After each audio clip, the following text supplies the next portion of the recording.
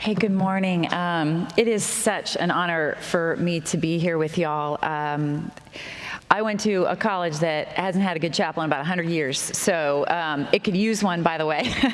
I went to Stanford and then for graduate school to London School of Economics, and I'm just here to say both of them could use a good chapel. So you are blessed. I hope you appreciate what you get at this wonderful school, and I'm so honored to be here. I'm going to just share a story with you today. I don't have a degree in preaching or seminary or anything else. This is just the assignment God gave me and my husband David. But I wanted you to be aware of some issues related to that and sort of what we went through.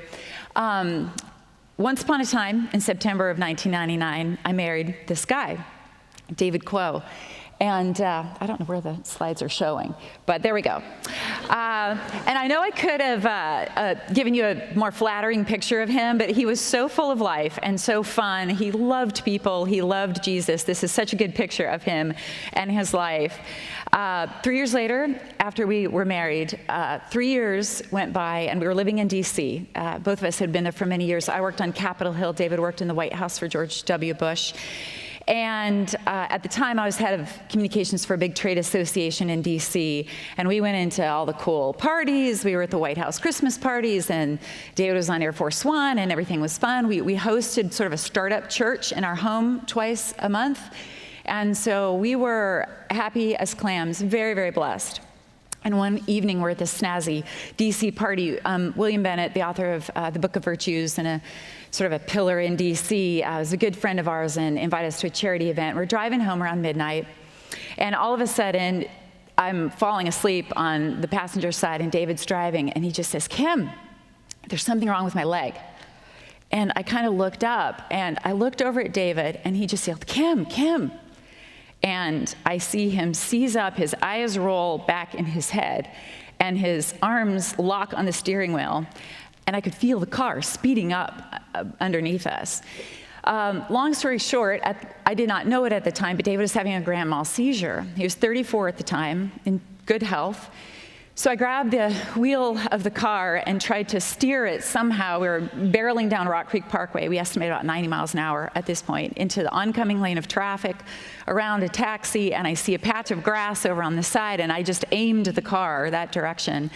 So we went airborne, landed on the other side of an on-ramp there, and ended up in GW Hospital. And about 4 o'clock in the morning, they were wheeling David through the lobby, and he does this, which still makes me cry.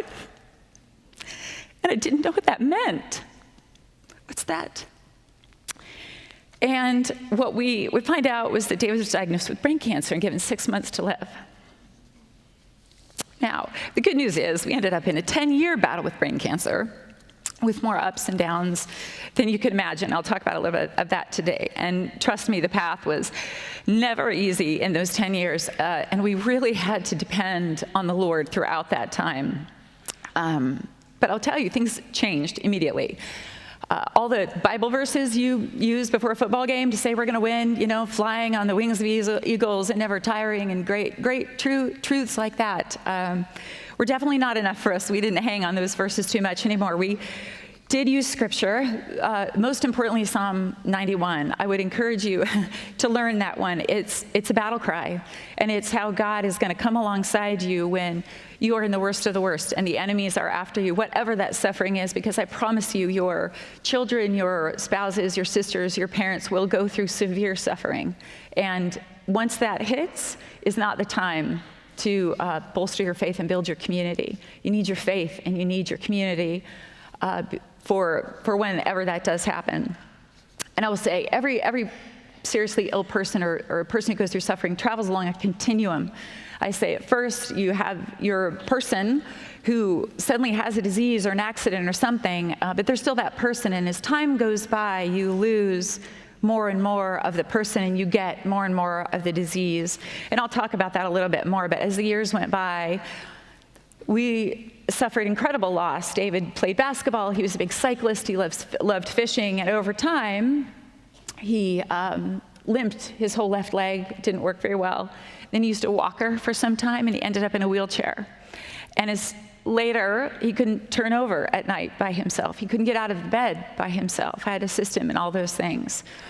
And we ultimately became people of Psalm 13, because there's always a word from God to remind you wherever you're at that he's with you. And what I love about Psalm 13 is it says that, you know, everything is going wrong. My enemies are attacking me. Lord, where are you? Have you forgotten me? But where it ends is, but I will praise the Lord. I will exalt the Lord, because the Lord is greater than all of this. And he always deserves to be exalted. Throughout this, I never imagined that something like an assisted suicide debate, which is raging around you if you have not heard or paid attention to that issue, I never really thought that'd be part of our story. But then I saw a cover of People magazine with Brittany Maynard on the front of it soon after David's death. She had the same diagnosis that David had, but instead of saying, we're going to fight this, we're going to, pray, we're going to lean on Lord, she determined when she got that diagnosis that in 6 months she would kill herself. And she lived in California and couldn't do it there, so she moved to Oregon and made a crusade out of it. And what broke my heart about that is that she was named one of CNN's 11 most influential people. She was Times one of the heroes of the year.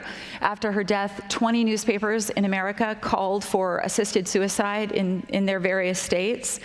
And both the NPR and the Washington Post said that liberals had won the battle for abortion and gay rights, and the next battle for the liberal causes was for assisted suicide for everyone. Currently, by the way, 7 states have legal assisted suicide. And what caught my attention about that is how it was framed as dying with dignity, and that those who supported this were compassionate. It was compassionate choices. And by the way, if anyone ever says that to you, the original Compassionate Choices, I think is what the group is called now, started as the Hemlock Society, which apparently did not sell as well. But today, about 70% of Americans support assisted suicide, which shocked me. They consider it the compassionate choice. And so I started looking at this, and of course I looked at Job. I'm going to take you back one chapter to Job 2. So first I could really see historically of a good example of someone promoting assisted suicide. It was Job's wife, actually, not a Proverbs 31 woman by any means. But she came to him, and Job by this time had already lost his herds, his wealth, many of his children had already died, but he was sticking with the Lord, and he was saying, you know what, I fall to the Lord, but there's something very different about physical suffering. And when he was attacked in his body and the boils were coming, his wife came to Job and said, enough, just curse God and die. This is too much. He's destroying your body. Right? And I raise that because when you or your family member or whatnot goes through this, it's true. It is the hardest faith challenge, life challenge when something is attacked in your body. The second thing I would raise to you, which Dave and I found to be very apparent in our journey, was that Job and his wife and his friends had no idea there was anything bigger going on in this suffering. So whatever the issue is that you're facing now or that you will, just remember, they had no idea how or why God was testing them and what they were supposed to be learning from this story. And we found that to be true. Our story was never just about us. It changed us, it changed our faith, but it was always about the people around us and what God was doing in their lives through our story. And that was a part of our purpose, a big part. And I will say, I'm often asked if I think assisted suicide is like a unforgivable sin. You know, the Catholics believe that there are unforgivable sins and things like that. And I don't, but I think it's the original sin. And I'd like for you to think about it that way. It's when we move from wanting to know God and following God to wanting to be God and saying that we're going to refuse whatever assignment God gave us in this attack, and we're going to take control for ourselves. And it's now up to us to decide how we're going to handle it, when we're going to die, and God must have made a mistake somehow, so we're going to take control of that. That said, I will confess to you, there were many times I hated this assignment. And you will get assignments in your life that you hate. I hated David's suffering. I hated that it had completely taken over 10 years of our life.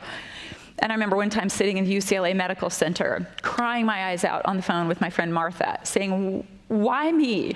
I see all these co-eds and doctors and happy people walking by me, and I'm waiting in a waiting room again, waiting for David to get out of some procedure, waiting to hear if he's going to die within the next 6 months. Why me? Why is this my story? And she calmed me down. She calls me Kimmy. She said, Kimmy, Jesus was crying out to God in Gethsemane over this assignment that he had, over the suffering he was facing. And what he ultimately did as example to all of us, right, is to say, there is a purpose in this suffering. You can honor God in this suffering. He will be with you, but there is a purpose in it. And you have to focus on that, and you'll be okay. He will be with you in it. So before you buy into what Pope Francis wisely calls misdirected compassion, I do want to talk about that issue a little bit, because you will face that issue certainly as a Christian and as a leader. A couple years ago, California passed a monumental 6 months to live assisted suicide law, which basically said if any doctor gave you 6 months to live, then you could take $50 worth of lethal drugs at any time and kill yourself. And I will say, all along this journey, over and over, we learned we were not equipped to be God. We were told by doctors over and over, 3 times actually over the course of David's life, 3 times he had 6 months to live. And so our doctors weren't really good at playing God either, thankfully. But we also had to truly decide if we were going to live during those years. It's one thing to say, I'm not going to take drugs and kill myself. But we had to decide if we were going to fully live. And so 2 years after David's first 6 months to live, we had my daughter Olivia. 2 years after that, we had my son Aiden. And that was a tough decision because I always said, I don't want to raise these children alone. I'm not having children to compensate for David dying, but we're going to believe in God and we're going to live. So I want to show you a photo of our family 9 years after we got our first 6 months to live. So please remember that in this discussion, this family would not exist had we taken Brittany Maynard's route of, okay, I have 6 months to live. I'm going to make it easier on myself. Ironically, by the way, Stephen Hawking was given 2 years to live at age 21, and he is now currently 74. Jack Kevorkian, original Dr. Death, I'm sure you've heard of him, was given less than a year to live when he had liver cancer and lived for 5 years. So I just want to set that up because it is absolute lunacy to set policy based on any sort of doctor's prognostication. And David and I spent 15 years in Washington in various political and policy roles. So I do want to give you a little bit of background in the policy of this. And if you know anything about public policy, or you will, please know 2 things. It is always driven by money, and it always expands. So when the government decides that we're going to endorse suicide, somebody has to decide who dies, right? Who dies? Who gets these drugs? And on the money side, already in Oregon, insurance companies have stopped paying for expensive cancer treatments, but in every case, they will always give the person $50 worth of deadly drugs. So I want you to think about that, especially in relation to the poor that we're called to care for. In California, the committee who passed this 6 months to live bill was the committee that's also tasked with trying to close a $50-60 million gap in healthcare for the poor. So it's always cheaper to kill off sick people than to treat them. And you can imagine for the poor, it is much cheaper to kill off poor people than to treat them because they cannot pay for it.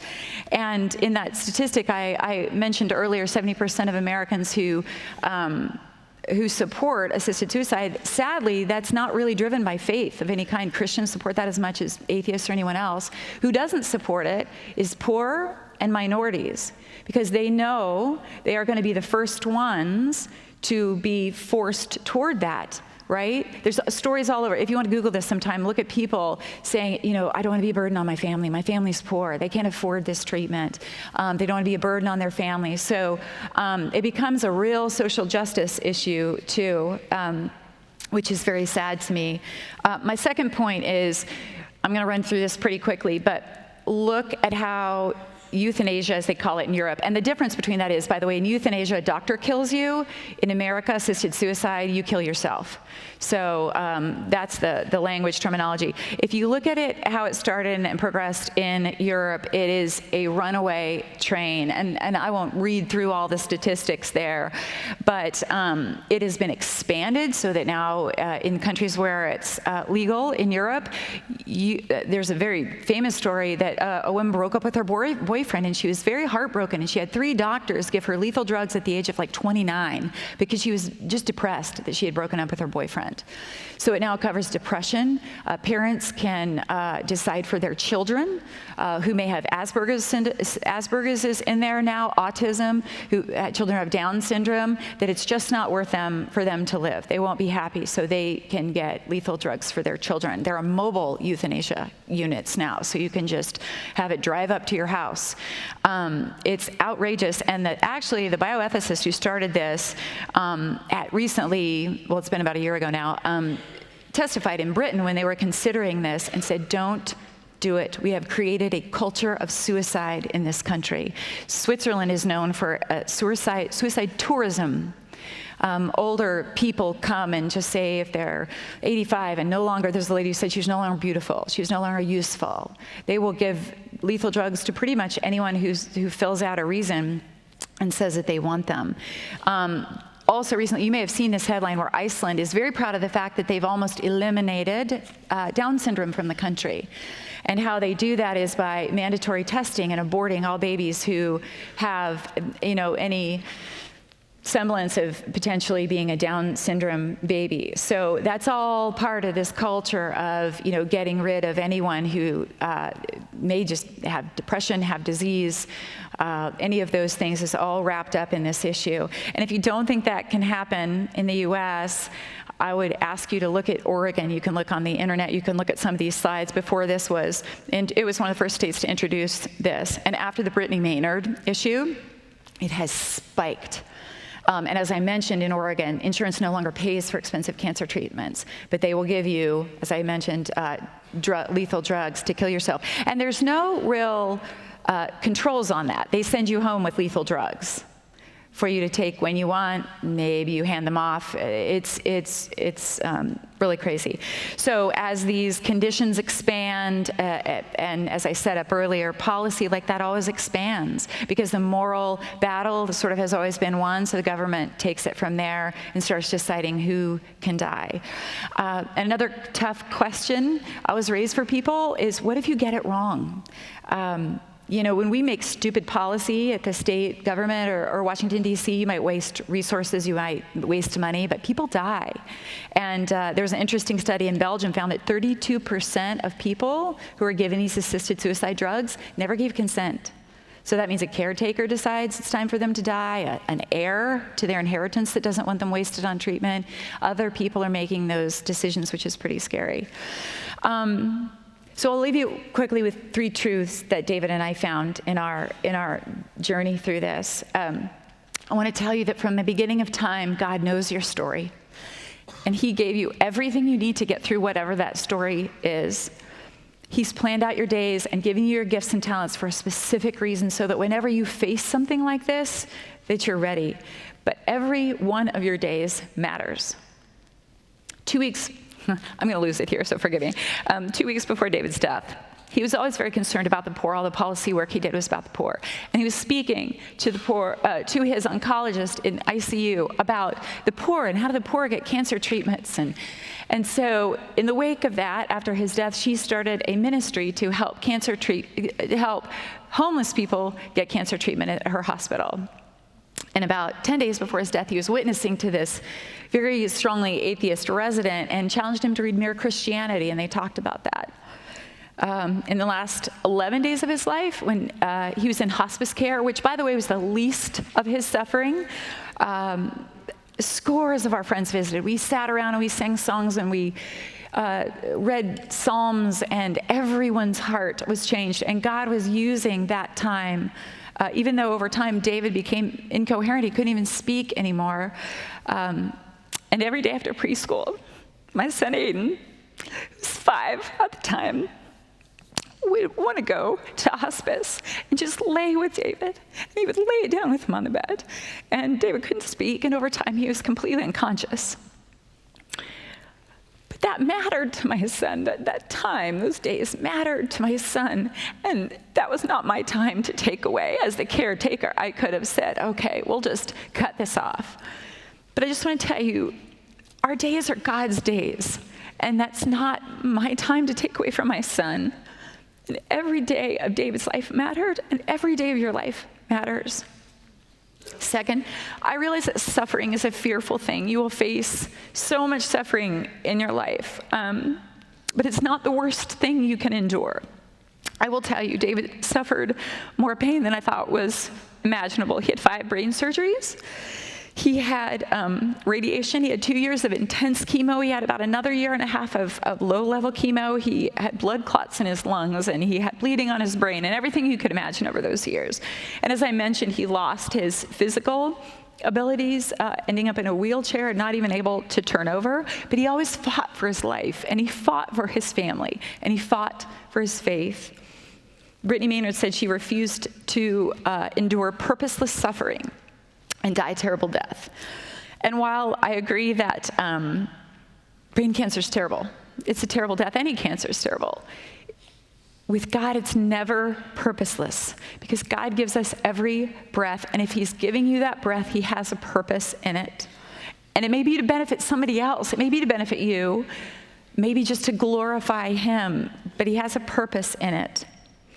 And some people, I used to think that getting a diagnosis of brain cancer would be the worst possible thing that could happen. But I will tell you that giving up on God is much worse. And imagining that God would ever give up on you is much worse. He never has made a mistake. The Chris Tomlin song, Good, Good Father. If you believe he is a good, good father, he does not make mistakes, and he will never leave you, and he is perfect in all his ways. And lastly, we are not God. We certainly have the free will to choose God, but our reward is in heaven. We are not promised happiness or comfort or success. We had many prayers denied. There are so many things about our story I do not understand. But we could not have survived without saturating our days in the greatness of God. And we needed an all-powerful God. I'll put the verse from Isaiah.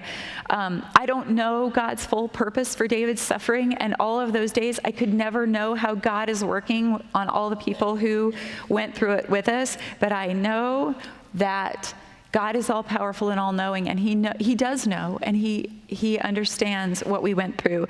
And I love Job 28, and it puts me in my place when I need to. When God finally fires back and said, where were you, right? Where were you when I hung this? Why do you think you can't get through this with me?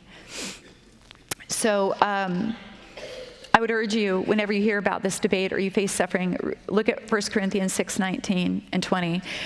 Whether you face an unplanned pregnancy or a disease or a death or anything else, you can always honor God with your body and with your life.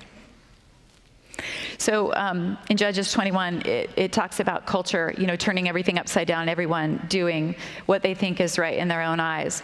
And I definitely think that is the culture that you're going into. But I will tell you, God's word never changes. And I'm going to leave you with an awesome poem by Mother Teresa, because if you really want to know what compassion is, it is going to the people who are suffering and being in it with them and being dedicated to them. David loved Mother Teresa, and I always think of her when everyone talks about this issue, because she went and sat and loved on the people who were dying. I can't imagine her ever saying, you know what, let's just cut this off. Let's just end your suffering. God couldn't want this for you. She went and she loved and she devoted her life to those people who are suffering. So if your friends are suffering, just go be with them. Listen. That is true compassion. So what Mother Teresa said was, life is an opportunity. Benefit from it. Life is beauty. Admire it. Life is a dream. Realize it. Life is a challenge. Meet it. Life is a duty. Complete it. Life is a game. Play it. Life is a promise. Fulfill it. Life is sorrow. Overcome it. Life is a song. Sing it. Life is a struggle. Accept it. Life is a tragedy. Confront it. Life is an adventure. Dare it. Life is precious. Do not destroy it. Life is life. Fight for it. Thank you so much.